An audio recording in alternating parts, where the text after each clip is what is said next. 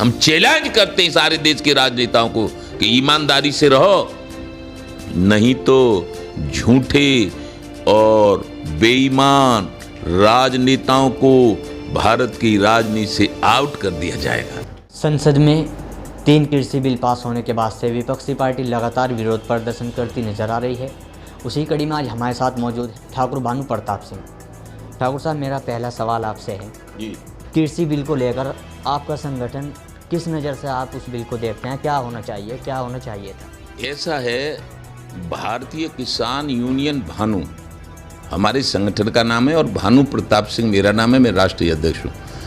केंद्र सरकारों से हम बहुत दिन से ये मांग करते आए हैं कि अब हमें आज़ाद कर दिया जाए।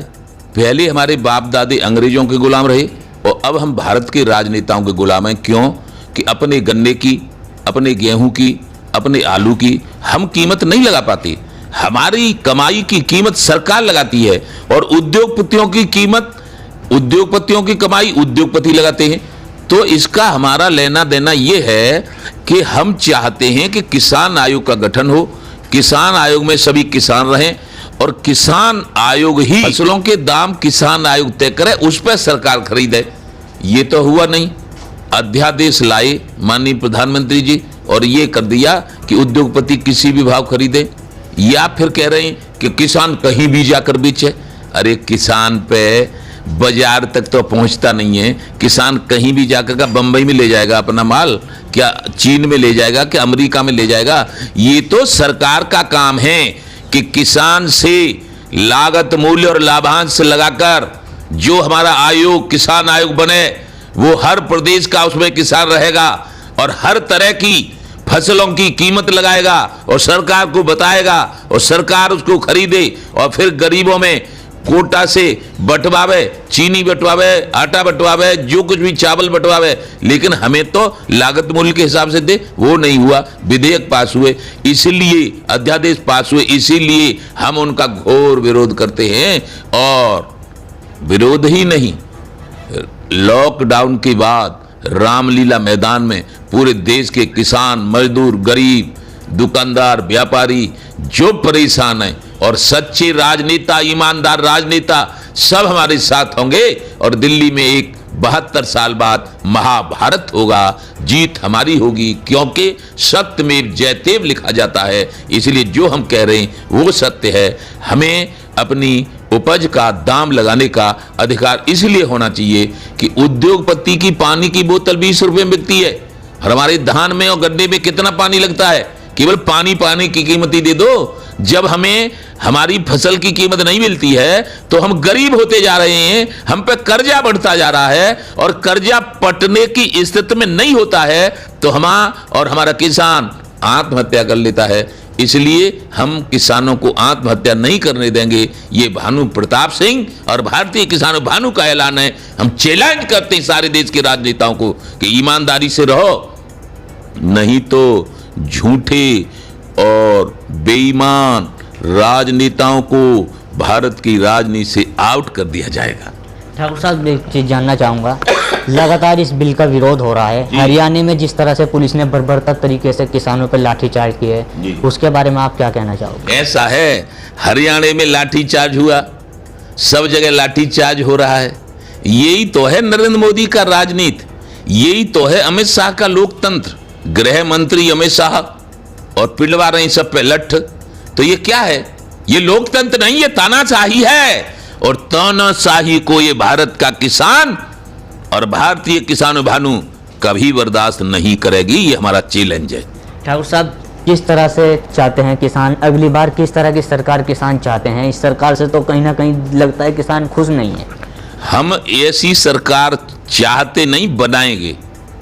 ऐसी सरकार बनाएंगे, हमें कितना भी प्रयास करना पड़े, जो कृषि प्रधान भारत को उद्योग प्रधान नहीं बनाएगी, उद्योगपतियों से रुपया नहीं लेगी, उद्योगपतियों से पैसे से चुनाव नहीं लड़ेगी, किसान को और उद्योगपतियों को सम्मान देगी। उद्योगपतियों को सम्मान दिया जाए लेकिन किसानों को भी सम्मान दिया जाए। उद्योगपतियों को वो सम्मान दिया जाता है कि उद्योगपति की संपत्ति हजारों लाखों को नहीं बढ़ती है और किसान की संपत्ति घटती जा रही है।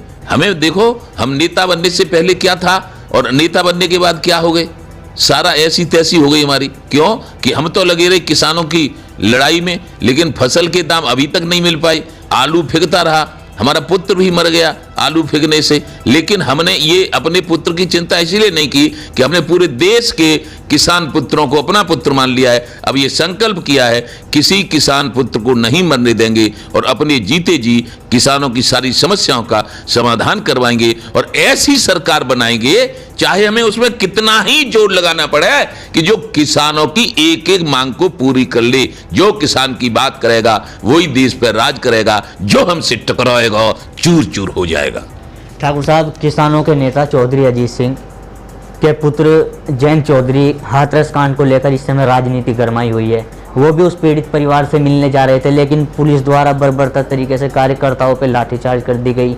उनके भी 1-2 लाठियां लगी हैं। किसानों में बड़ा रोष है, तो उसे आप किस नज़र से देखते हैं? ऐसा है, उसे कोई बिल्कुल गधा होगा, बेवकूफ होगा, वो भी कहेगा कि ये गलत हुआ है। लोकतंत्र में चौधरी चरण सिंह जो एक देश के ईमानदार नेता थे, ईमानदार राजनेता थे, उनके नाती पे कहीं जाने पर, किसी को देखने पर लठ पड़ रहा है। गलत है, गलत है। क्यों पड़ना चाहिए लठ? ये लोकतंत्र में कहीं कोई हादसा होता है, कहीं कोई एक्सीडेंट होता है, कहीं कोई घटना होती है, वहां कोई आदमी जाए, उसे जाना देना चाहिए, देख के आवे क्या मामला है, क्या हो जाएगा। उससे वो सरकार, मुख्यमंत्री वहां चले जाते और उनको देखने देते, तो वो देश के प्रधानमंत्री हो जाते, देश के मुख्यमंत्री हो जाते, देख आते, अपना संतुष्ट हो जाते, चले जाते। लेकिन यही तो तानाशाही है। ये नहीं होना चाहिए, हमारी समझ में, हमारे दिमाग में तो नहीं होना चाहिए। हम यदि गलत काम कर रहे हैं और हमें हमारे गलत काम को कोई देख नहीं आए, तुम आओ देख न जाओ। यदि सही है कि गलत है, आप पता करो उसका। सही गलत का तब भी पता चल सकता है जब उसको देखने दिया जाए कि ये गलत। कुछ कहते हैं कि ये झूठा है, कुछ कहते हैं ये सच्चा है। अरे लोगों को देखने दो, मालूम पड़ जाएगा, बात करने दो। ये जो रोका जाता है हमारी समझ से बाहर बात है। हाथरस कांड को लेकर आप क्या कहना चाहोगे? उसकी बेटी को इंसाफ मिलेगा, क्यों नहीं मिलेगा? इंसाफ तो सबको मिलना चाहिए। यहाँ न्यायपालिका है, जिला न्यायालय हैं, हाई कोर्ट हैं, सुप्रीम कोर्ट हैं, एक से एक ईमानदार न्यायाधीश विराजमान हैं। न्याय मिलेगा, हमारी तो विश्वास यही है, न्याय मिलेगा और मिलना चाहिए। न्याय किस तरह की सजा दरिंदों को होनी चाहिए? लेकिन जिसने गलत किया है वो सही साबित कौन करेगा? न्यायाधीश। और जिसने गलत किया है उसको कड़ी से कड़ी सजा मिलनी चाहिए, चाहे वो मेरा भाई क्यों न हो।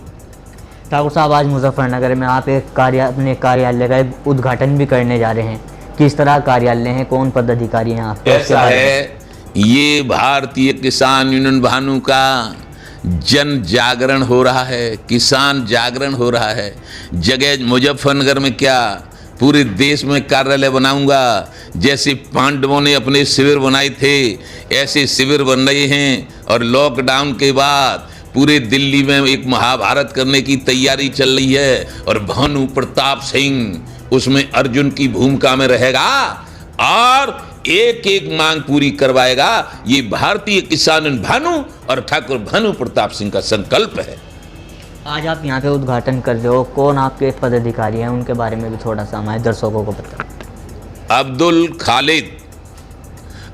खालिद अपने कार्यालय का प्रदेश के संगठन मंत्री बनाया है। अब्दुल खालिद को वो अपना कैंप कार्यालय, प्रदेश का कैंप कार्यालय बनाएंगे मुजफ्फरनगर में, और वहाँ पर जो भी समस्या किसानों की होगी वो एकत्रित की जाएंगी, उनका समाधान करवाया जाएगा। चाहे समस्या पुलिस से संबंधित हो, प्रशासन से संबंधित हो, किसानों की कोई दबा रहा हो या सता रहा हो, उससे संबंधित हो। ठाकुर साहब, इंडिया प्लस न्यूज़ से बात करने के लिए आपका धन्यवाद। जय हो आपकी और आपके चैनल की और आपके साथियों की। राधा मैया और कृष्ण कन्हैया और पूरे देवी देवता, सारे धर्मों के देवी देवता, हिंदू, मुस्लिम, सिख, ईसाई, जैन, बौद्ध, सब आपकी मदद करें। और वो सभी धर्मों के देवी देवता हमारी मदद करते हैं और हम सब धर्मों की पूजा करते हैं। जय जय श्री राधे। नीचे हमारे साथ भारतीय किसान यूनियन भानु के राष्ट्रीय अध्यक्ष ठाकुर भानु प्रताप सिंह। जो किसानों के मसीहा के रूप में जाने जाते हैं और किसानों की लगातार लड़ाई लड़ने का काम कर रहे हैं। इंडिया प्लस न्यूज़ के लिए तनवीर मलिक की रिपोर्ट। इंडिया प्लस न्यूज़, सिर्फ वही जो सही।